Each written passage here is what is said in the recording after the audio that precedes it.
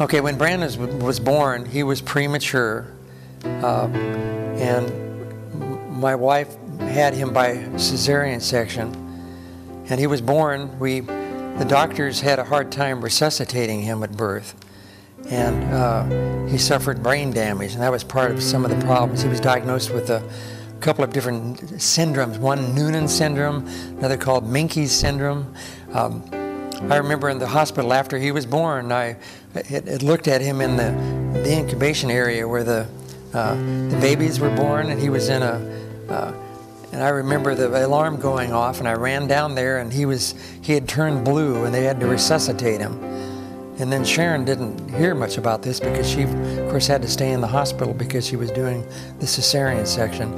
He was in neonatal intensive care for about 2.5 months, nearly 3 months, in Kalamazoo, Michigan. The doctors at that time said that they didn't believe that he was going to make it till it was to his first birthday. And of course, as you well know, he made it to his 35th birthday with a lot of care and prayer, etc. And we're very pleased that he made it that far.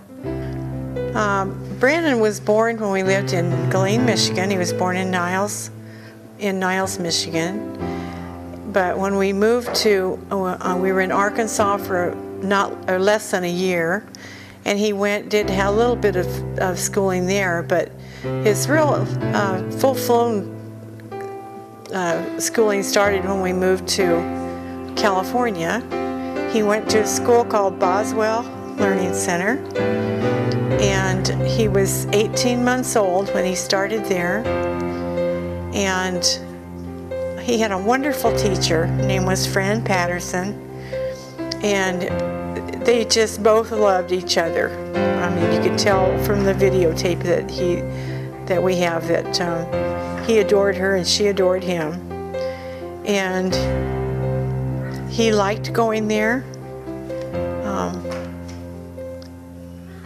He learned a lot there, and I can tell by, because he got an early start, even though it was part of it at first was just, exercising his legs and talking to him, and that because he had that advantage of starting early. When he went to some other schools, he was a little more advanced than some of the other students. So he ended up being in a lot of schools. He had a wonderful teacher when we lived in Niles, Michigan. He went to a school called Blossom Land. It was in Berrien Springs, and his teacher was a Christian man, and he just loved Brandon. And even after we moved from Niles to here to Bloomington, he and his family came to visit Brandon one time because they just missed him so much. After we moved here to Bloomington, he started attending Stone Belt, and they have such a wonderful program going there, and they do a lot more with training the students there, the ones that can be trained to put things together. They earn a little bit of money and all this stuff that, of course, Brandon couldn't do any of that because he needed one-on-one attention. But he loved getting on that bus every morning and going to Stone Belt. So we have a lot of respect and a lot of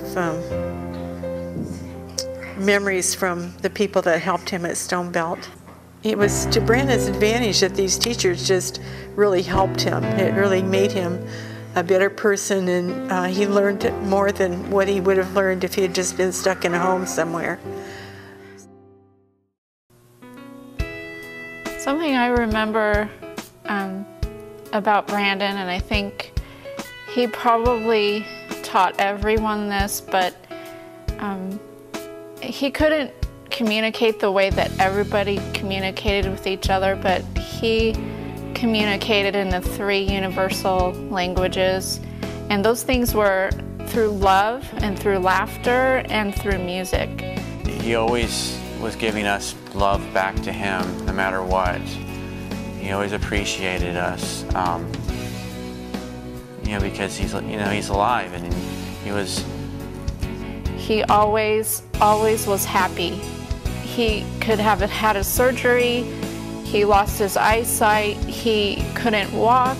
There were a lot of things he couldn't do that a lot of people would just make him depressed. Brandon was always happy, and he was always cheerful. He made it easy, to take care of him. He didn't complain about really anything. And it was always funny how when Dad would put him to bed, that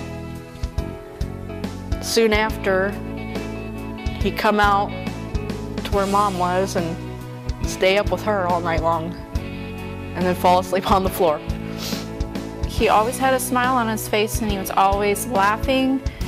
Everything, there wasn't anything that kept him down, and that was an inspiration to a lot of people. Brock, Brett, and Braxton always want to try to ride on his back like he's a horse when he's starting to crawl.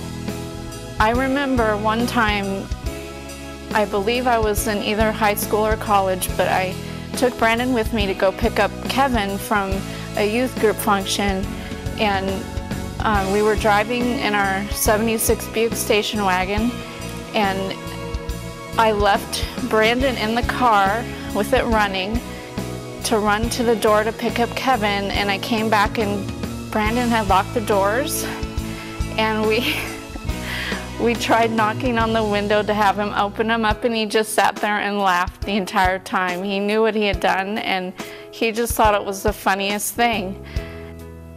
It was always funny how he can crawl on carpet, but when he goes out to the kitchen where it's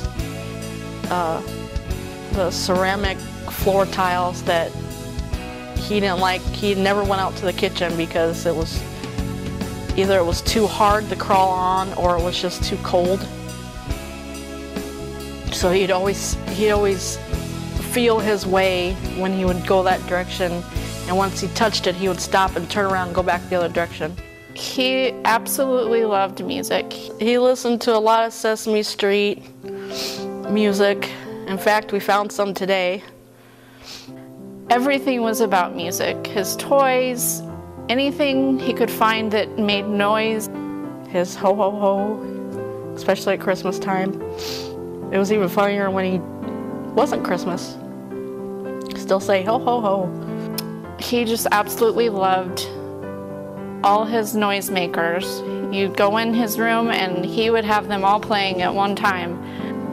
He always liked to go to try to plug things into outlets. We're not quite sure why, but he always did that. They didn't make those little covers for the plugins back then, so we had to be really careful about him wanting to plug anything that had a cord on it. He had to plug it in and see what it did. Or before they even came out with the toys that were automatic with just a button, we would have to sit there and turn the little crank on those little toys over and over and over and over. And also, we had Sesame Street videos going all the time. We'd have to play it over and over again, and we had every single one of those videos. One thing I'm really gonna miss about Brandon is every time I would come home from Florida, especially when I was younger and he was a little more active, he would crawl out from his bed. Sometimes he'd be in his bed. He would crawl off of his bed, and he would come out in the living room, and you would hear him just say "Bobo," and he would always recognize when I was home, and that was always really special to me. Something I'm gonna miss about Brandon, just his Cookie Monster hugs. You would walk up to him and ask him, "Brandon, can I have a Cookie Monster hug?" And he would open up his arms and give you a big hug and a big kiss. There was times when we always had to change diapers, and we always had to be there when he came home from school, or someone had to be there to pick him up. And at an early age, we were taught a lot of responsibility that we've applied towards our our adult lives with our own families. If there was any time that he ever, I think the only thing he ever hated was having his face washed. What I appreciate about Brandon was the responsibility that he taught all of us. Brandon, he needed a lot of attention and care, kind of like you would a toddler, but pretty much all his life.